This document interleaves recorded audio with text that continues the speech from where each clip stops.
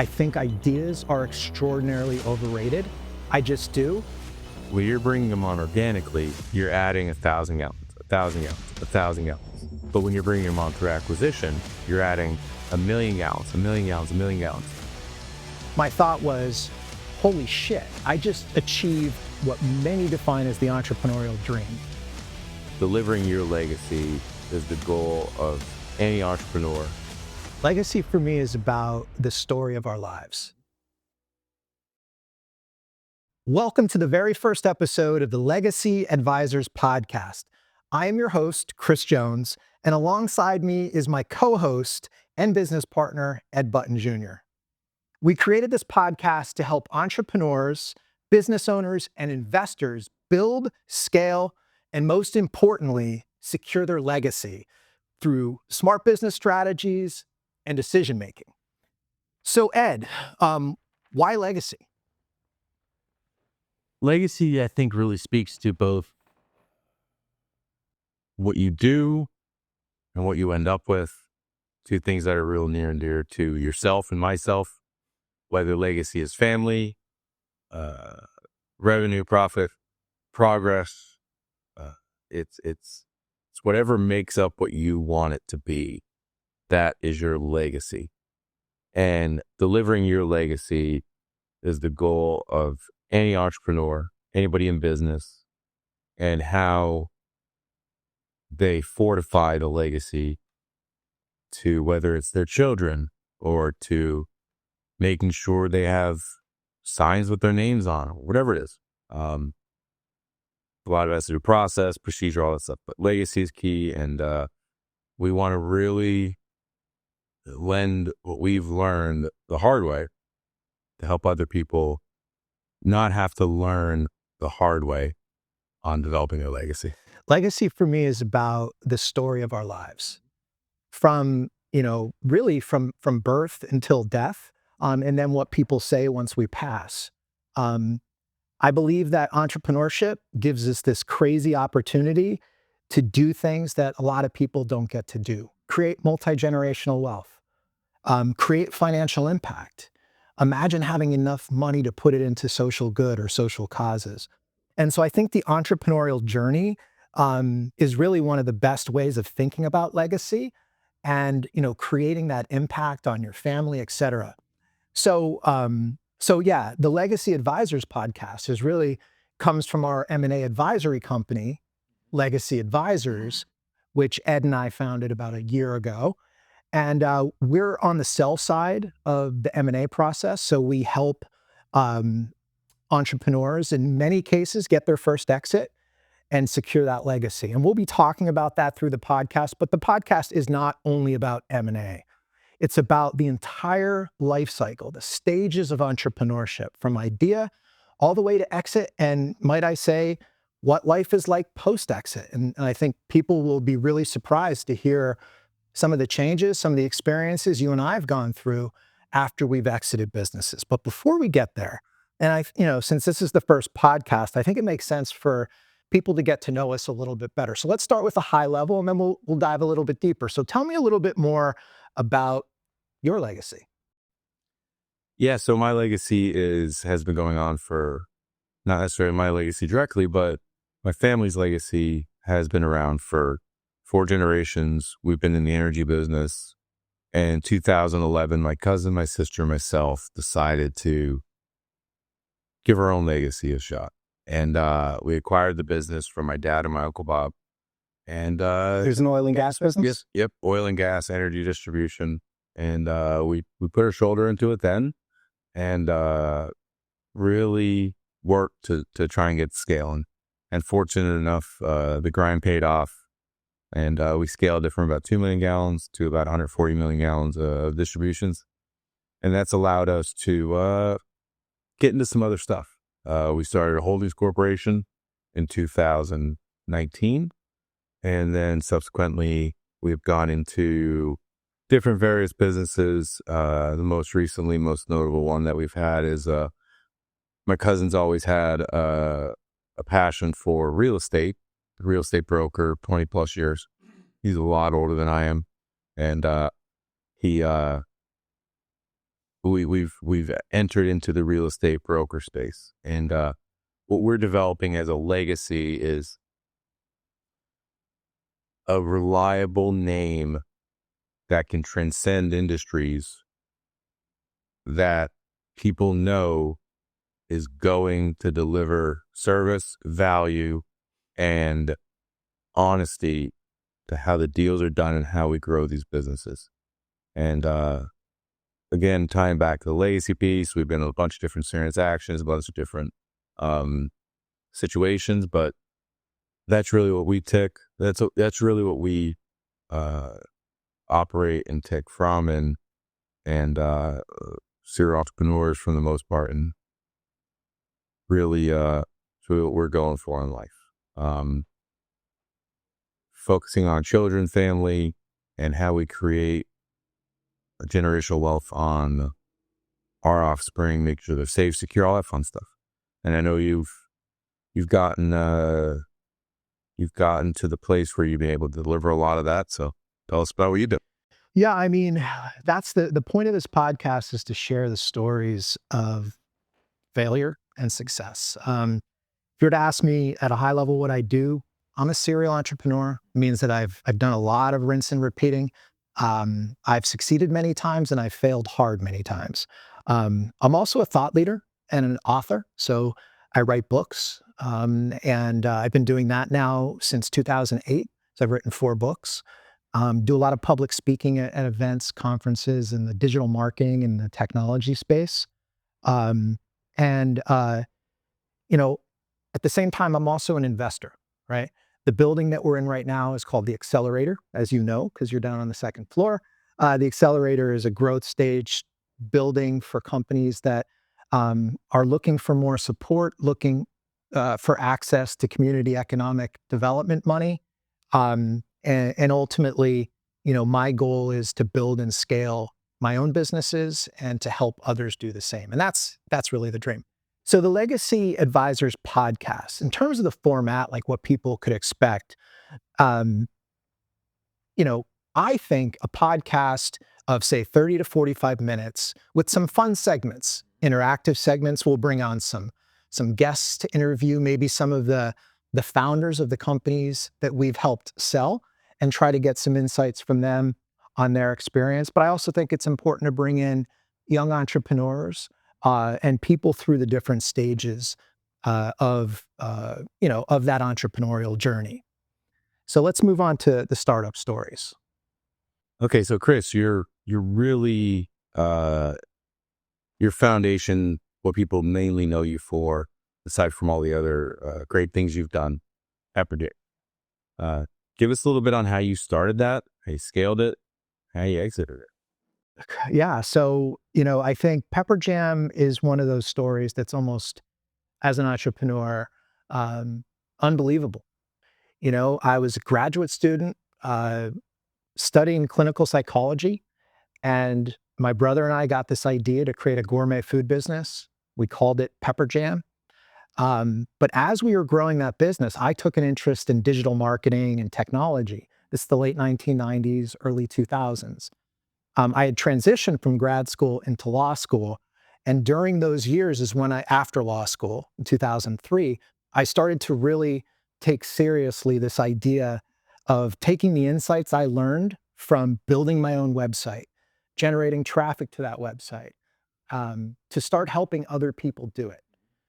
Little did I know that that transition would turn into a company that I would scale to about 130 employees. And I would sell in 2009 to then GSI Commerce, publicly traded company on the NASDAQ. And we would then get acquired about a year later by eBay. And so, ridiculous story, crazy level of growth. A lot of my insights, my successes and failures came from that. I mean, maybe later in the show, we could talk about, some of the near-death experiences of Pepperjam. 2007, I would have told you um, that I need help, something's wrong, but just to be able to sell in September of 2009. So yeah, Pepperjam has helped define me.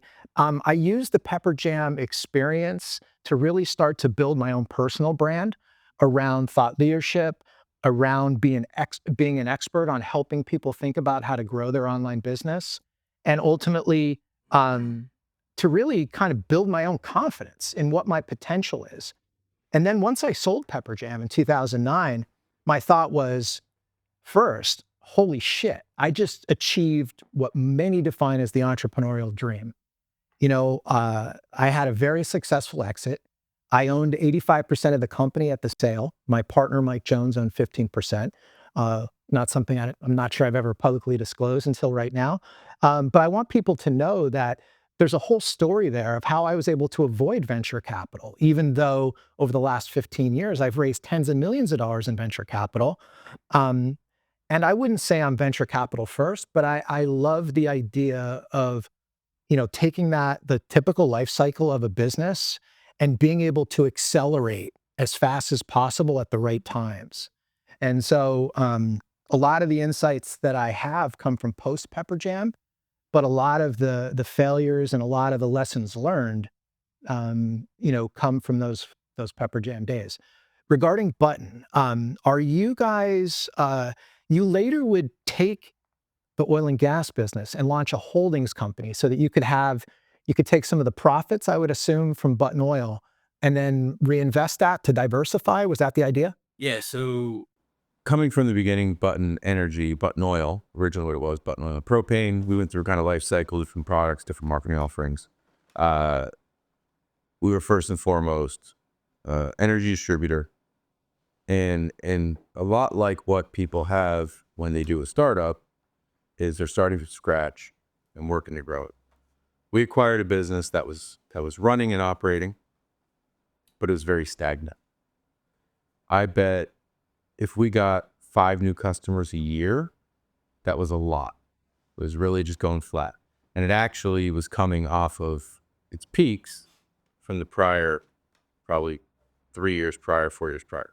So there's actually a little bit of a downturn. So we not only had to figure out a way to get it moving again, but to reignite how the heck we're going to get this moving and rally the existing employee base, rally the customers to be excited about it again. And how do we do this? And we did a lot through asset utilization, getting extremely efficient, adding some new products, really making sure every person who needed to consume a distillate, diesel gas or oil product and propane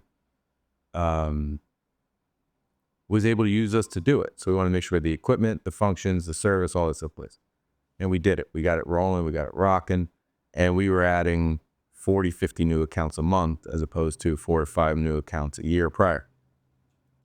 And as we went through that approach and really started to experience the fruits of the labor and experience come on the other side of the growth, we said, well, we really want to diversify, so let's get a good structure in place to diversify. So we created what's called Button Holdings, which is actually the ownership of Button Oil Company, Button Energy, DBA, and to allow us to have interest in other companies. So my sister, my cousin, and myself are the founders of Button Holdings, which owns interest in various companies, primarily Button Energy, and about a half a dozen other companies. And that's why we created that vehicle, to make entry easier, to have a vehicle, to have a facility that we could say, okay, we want to whether invest in this business, either time or capital or whatever might be ideas, and we're going to do it through Button Holdings. So now we have these silos in place to better manage. The only way you get better is by knowing where your data is, continue improving your data. So I want to talk a little bit more about that founder journey, that process that we both have gone through multiple times. But particularly for you, I want to kick this off with asking you, you didn't mention anything about the roll-up strategy that you've used to 10, 20x the size of Button. You mentioned it was doing 10 million gallons a year, and now 2 million, and now how much? 130 plus. 130 million plus. Okay. So, during that founder's journey, there's pivotal moments. So give me about a minute or two on a moment when it clicked to you that the way we're going to go from zero to hero, go from 2 million to $100+ million or 100 million gallon company is through acquisition. So talk about that. Yeah. So really knowing your market, understanding at what timeline your market's in and your competitors are in is key to really developing your strategy. If it's a new emerging market and there's not a lot of people with a lot of market cap, you're going to be focused more on the organic growth. Providing a better presentation, providing a better service, providing a cheaper product. That's how you're going to achieve those market caps. The problem is that those market caps are going to be raced to the bottom, and everybody doesn't know what race to the bottom means. That you're being as cheap as you can to get as much market cap as you can. So with our space, with energy, it's an extremely fragmented space. There's about 4,000 operators in our space that operate in the Mid-Atlantic, out through the Ohio River Valley, that are all small, family-owned, second, third, potentially fourth generation operations. And we really looked at that as an opportunity to achieve market cap. I don't want to say on the cuff, but less expensive than organic acquisitions. And the roll-up strategy has been deployed by PE for years. Sure. And it's really the economies of scale. You're going to pay your management team $500,000 a year to manage your business on our side. Now, if that management team, Say that again. I said, you're going to pay your management team $500,000 a year to manage your business. And if you are doing $5 million in EBITDA and your management team is $500,000 or 100 million gallons, they're good. Now, can you as an owner be strategic to ratchet that up to where they can manage 200 million gallons of business or 300 million gallons of business, 4 million? And that's where you really see the economies of scale in our business pay off and deliver the bottom line. And the pivotal moment that I've gone through is really understanding the time it takes to bring on customers organically to really move the needle. Because when you're bringing them on organically, you're adding 1,000 gallons, 1,000 gallons, 1,000 gallons. But when you're bringing them on through acquisition, you're adding 1,000,000 gallons, 1,000,000 gallons, 1,000,000 gallons. And that was really a part of the pivotal moment that I went through. And I know you have a bunch yourself, so let's hear yours. You know, in thinking about this idea of that pivotal moment, I think it might be the number one most pivotal moment in my entire career. It was back in 2005, and we had a European company by the name of Xanox. Their parent was Axel Springer Group, which is the huge media company over there. They wanted to buy Pepperjam. And to be completely candid with you, I didn't know all that much about the M&A process. So I hired RBC Capital, which today is one of the top investment banks in the world. A guy by the name of Tim Carmen, Fazil Shugtai, and a few of the other guys came in, and we hired them and literally put us through a boot camp of what is needed to be prepared for an exit. But in that process, it occurred to me, and for folks listening or watching, that arguably, maybe aside from marketing, getting people excited about your shit, is to understand finance. And so I kicked off a career obsessed with learning why, successful people win in business and many, most fail. But it was that going through that M&A process. I would later, years later, deliver maybe one of the best received presentations I ever did, called the M&A checklist, where I gave that initially to a group of really sophisticated people. And they're like, Kris, this is for real. Where did you get all this? And it was really through that crash course with RBC Capital, learning about the importance of being able to require and read financial instruments. So P&L, balance sheets, cash flow statements, and what those instruments allow us to do is allow us to leverage as entrepreneurs to win. I will go on record saying there may be no other more effective ninja skill in entrepreneurship than building up your financial acumen. And by the way, initially, I've always kind of nerded out around certain things, finance being one of them. One of the reasons you and I, like a lot of the times that you and I have gotten together, Ed, and one of the reasons I want to do this podcast is you and I nerd out all the time over this kind of stuff, whether it be private equity, venture capital, bank financing. And so for me, it was just a pivotal moment because it was before I ever had an exit. And it was like, holy shit, if I could own this, if I could really understand this from A to Z, soup to nuts, we're going to be in a pretty good place to sell Pepperjam one day. So by the way, as I said earlier, Xanox and Axel Springer, they did put an offer in. The deal never happened. And it would be just about 2 years later where we would end up selling. And all of that experience that I had earned and learned from Tim and Fazil and some of those guys really was pivotal. Yep. It'd be hard for me to find, another one. So what about with you, and in terms of any other pivotal moments outside of the roll-up? How about this? How about what have you learned from hiring at the executive level? Hiring is extremely tough. Give us some wisdom. So you're gonna want to trust your gut on that. You're gonna want to meet these people. You need to understand these people. You need to bring them as close to you can, as close as you can to you, because they're going to be taking a lot off of your plate and doing it the way you want them to do it. It's a culture thing. It's delivering the business based on the CEO's ideas, and you're gonna have exchanges. You might hire 2 or 3 and they might all suck. And you're might hire your 4th one and they're great. Or you might hire one that's phenomenal. Hiring is extremely tough. It's the hardest part of being an executive, is finding the correct talent to support what you want to do and what your company needs to do.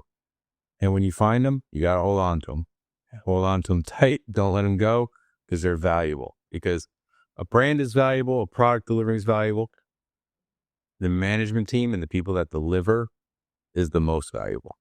And that's really going back to how you develop your circle, how you manage your days, how you manage your time, making sure you're managing your stress load, making sure you're managing your family, making sure everybody's getting every piece of you need to get, because you're trying to give it all to everybody. You can't do it. So as you're going through those processes, you're also trying to grow your business too. So you're not just saying, okay, I'm going to make this great team and hang out here and raise much money to pay them. Now you got to grow your business on top of it. So, I mean, the scale piece is tough. And I know you've scaled a bunch of businesses. So tell me about some of your scaling stories. So some of the lessons from the trenches in terms of scaling. First, I think that there is a bit of a difference between a growth mindset and a scaling mindset. I think with growth, if you're a publicly traded company, I'll compare it to, say, a company that's in the public markets and a startup that's just trying to achieve product market fit and grow. In those instances, we're willing to spend a lot more money on the growth factor. We may spend, we may only want to spend $10 cost per acquisition to acquire a client or a customer, but we may have to spend a little bit more than we want. Whereas with scaling, I think scaling is a lot more about refinement of the processes that scaling is best from a position of bloat. So if you get to a point where you've grown substantially, maybe your P&L doesn't look great, maybe your revenue, not necessarily your revenue growth, but your profit is either in the red or not where it should be. You apply those processes into that to drive the profit up. And so that's just for starters. I would say, though, when I think about scaling, and with Pepperjam, I feel like we scaled our staff too quickly. We just hired too quickly. At any given time, we felt like, you know, we didn't want to be left behind. We wanted to be a company that was not only perceived, but actually did deliver great service. So we were able to do that. But I think I probably could have cut, and I don't mean staff as much as expenses, but often, you know, staff yeah, sometimes.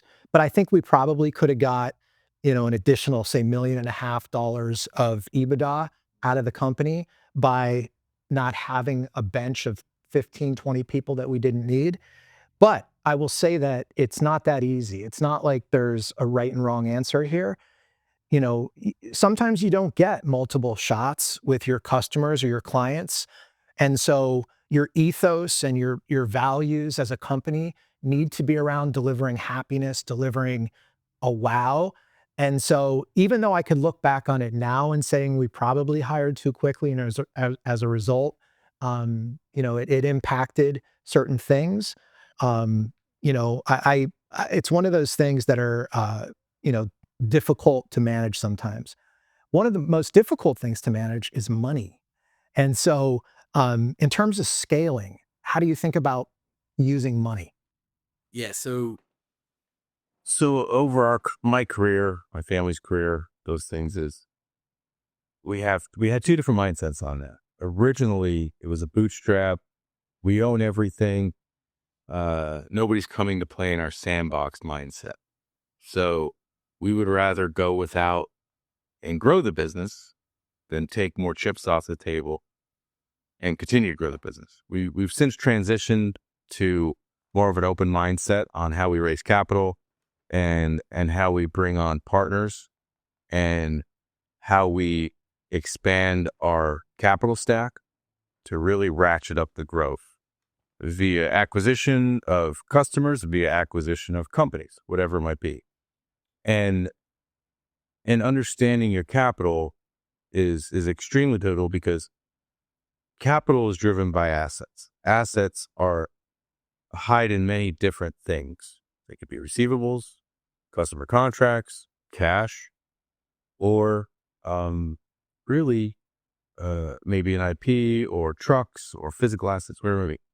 So understanding the value of those assets and how you maximize those assets in times of need if you get to that place, or making sure you're using the correct capital structures to take advantage of the liquidity within those assets. And managing, especially in our business, is managing cash and managing your capital stack is super key. Not for even the growth part, but even just the day-to-day. We pay our bills in 10 days. So we're paying before we get paid. So we have to have a float from either a bank, financial institution, private loan, whatever it might be. And it gets stressful. It's everybody wants to have the business and everybody wants to be in business until they understand what it takes to really build the business and profit from the business and create something of value. And the scaling piece of it is where you can outrun your cash demands. And everybody has the ways they scale, but when you're really looking at scale and everybody's different ideas, what ideas have you seen that you could just really blow out of the water? Is it like you build it, they'll come, or is there more revenue, more profit? What do you think on the scaling myths? Looking at myths around scaling. One thing I'll say real quick is I think what you were talking about, if I could encapsulate it, which is cash management. So as you're scaling your business, you know, I can't remember if I mentioned this earlier, but I kind of like a lot of things in my life, I do this 85-15 rule where I'd rather spend 85% of my time, even 95% of my time, doing 15 or 5% of the things that matter most. And so I think from a scaling point of view, and cash is king, right? Cash is everything. More people, more entrepreneurs have missed their dream of exit or multi-generational wealth through mismanaging or not anticipating cash needs. So in terms of some of the myths, there's a ton of them out there about scaling. You mentioned this idea of, if you build it, they will come. Um, I've said this publicly before. I feel it really, really strongly. I think ideas are extraordinarily overrated. I just do. I think most people fall in love with their ideas. They start, talking about them all the time and never take action. When I look back on my career, somebody asked me this question like, 15 years ago. They're like, Kris, what makes you different than other entrepreneurs? And I was like, well, they're talking about it. I'm fucking getting a job done. I'm taking action. And so, will you build it? If you build it, will they come? Absolutely not, unless you stepped in shit and you're super lucky. Or if it does get easier, by the way, as you have success, as more people are interested in you, you have a personal brand. Or maybe you are the guy that, with his sister and cousin acquired Button Energy and went from 2 million gallons to over 100 million gallons. So it's crazy. So the other thing I would say about this idea of why it is absolutely not true that if you build it, they will come. By the way, remember, I'm an SEO guy, search engine optimization. It's a very dynamic process, meaning ongoing versus static, which is like, just do the work. Hey, can I give you $500 to SEO my site? No, I can't. I'll take $5,000 a month and I'll take you to the moon. Set it and forget it? No, set it and forget it. But what I wanted to say on that particular one, and then I'll ask you a question, is sometimes people get so in love with their idea that they don't spend enough time asking other people what they think. How could I make it better? So one of my philosophies is it's an iterative process, entrepreneurship, success. Because the thing is, the next time you fail, you're just not going to fall as far. So it goes like this, like entrepreneurial success goes like this, might go back down, but notice as you keep going up, your baseline is different. So I spend a lot of time thinking about how other people could get excited about whatever it is that I'm doing.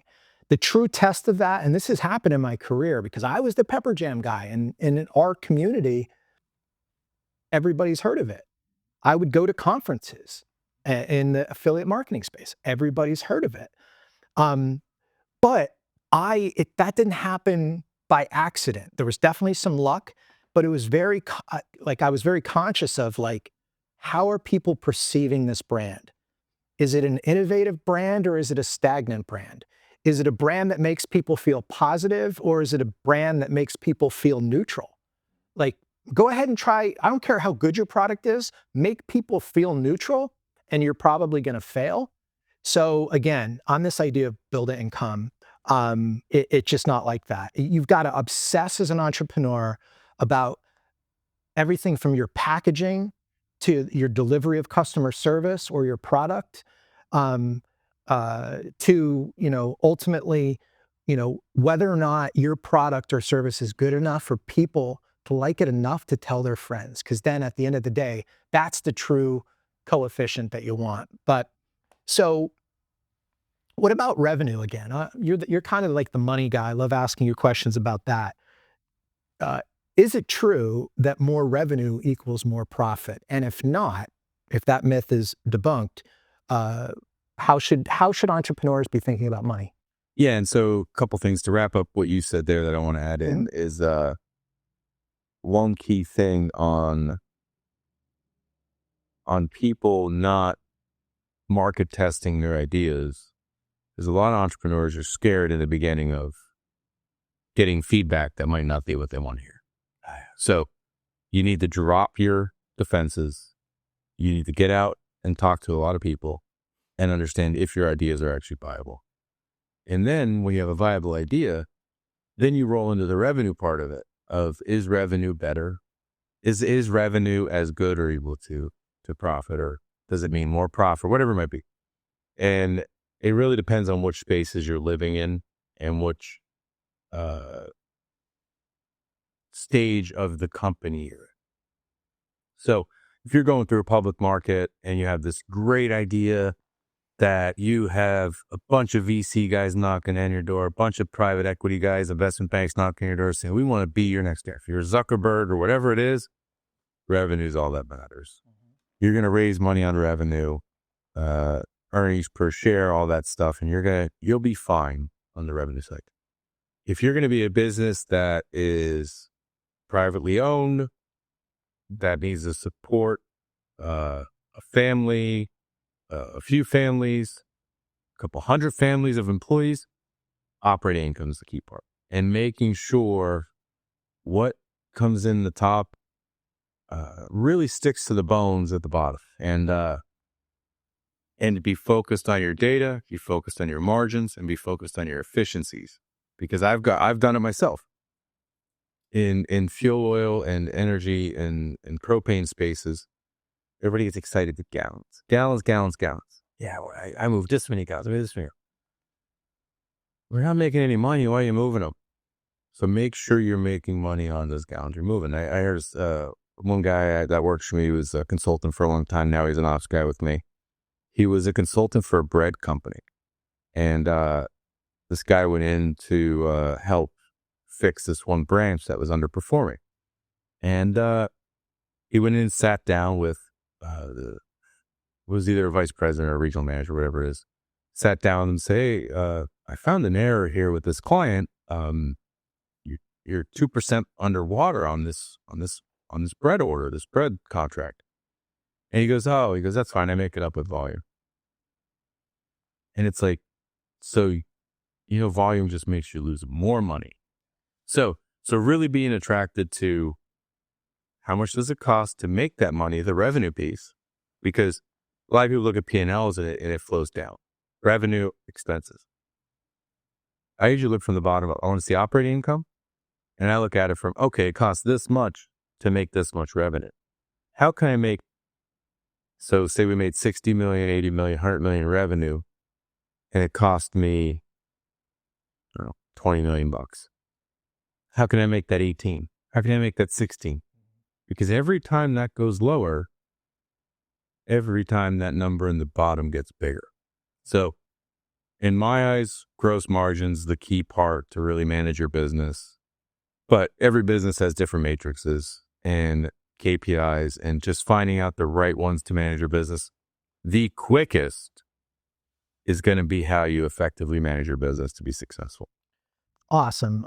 Final question. What'd you think of the podcast? Thought it was great. I think the Kelsey's got to watch out for us. Oh, yeah. One of the reasons that we did this podcast is that you and I have had the opportunity to kind of geek out and nerd out. And I'll be just candid. Like, first, I'm going to say why I'm so excited about having you as a co-host, which is I think you come from much more the traditional space, whether that be entrepreneurially, whether it be from the investor point of view, the private equity point of view. Yep. And so when you and I first started chatting a couple years back, I thought to myself, my God, like this isn't an equal in terms of life experience and success, or even further than equal. But we're here in Northeastern Pennsylvania. There aren't a ton of people who are launching private equity businesses and raising $100 million for a hydrogen private equity fund. So it's like, I'm really excited about that. And I hope that the viewers could see the fact that, there's different ways of thinking about entrepreneurship, depending on the stage of the life cycle of your company, depending on the industry of your company, et cetera. And I really think that, at the end of the day, we want people to subscribe to this podcast. We want people to share it. We want people to ask us questions. We have ideas for really looking at business plans and maybe doing some contests in the future where we could give away a little bit of the wealth that we've achieved. But what people should expect moving forward is bite-sized insights on what works, what doesn't work, at least as it applies to our experience, and lessons learned and insights around what it takes. And I'm going to close out this episode by saying that while I do believe that ideas are often overrated, if you're willing to work hard, and I don't care what your backstory is, maybe we'll go into that in a future episode, but no matter what your backstory is, I believe that entrepreneurship is one of life's gifts to have extraordinary impact, not only in your own micro world of your family and your life, create multi-generational wealth, but at the macro level. I think our small business owners and the most successful entrepreneurs in the world are the most celebrated people. And part of that is because of the impact that you could have as an entrepreneur. So with that, I'll close out episode 1. Thank you so much for watching. We'll see you guys soon. Thank you, guys.